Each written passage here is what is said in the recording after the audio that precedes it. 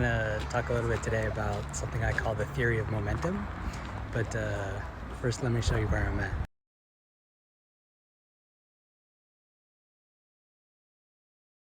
Yeah, I'm at an ostrich and emu farm, taking a break on a long drive today. Totally worth it. It seemed like a really good time to talk about theory of momentum, which is basically the idea that when things are going well, it's easy for us to interpret things going well, and when things are going badly, it becomes easy for us to interpret things as going badly. And so part of the real challenge is when we start to feel things going badly, when we have that negative momentum going, is to kind of dig our feet into the ground, dig our heels into the dirt, and be able to say, okay, what do I need to do to shift this? So a good example of that is I started this morning. I was like, okay, I gotta pack up, and it's just stressful. This is my first day of the trip, so I got everything into my car.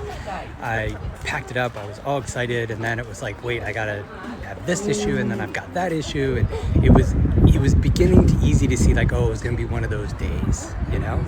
And so instead I just used Gemini, Google Gemini, and I was just like, what is something interesting along this route?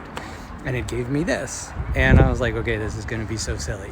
But I got here, it was pretty inexpensive, and it's pretty fucking cool. So it's just a matter of just finding these simple ways to take a pause when there's negative stuff happening and be able to say, okay, how do I turn this around? What could I do to turn this around? How do I give myself the chance to feel something good? And so this was a good example of that. Ostrich land in California. If you ever get a chance, feel free to make a stop. They're not paying me for this, I promise. But I think it's just the idea of being aware of when things are going well and how we interpret things well, and when things are going poorly, how we tend to interpret things poorly, and then thinking about, okay, I see I'm doing this, how can I start to turn this around?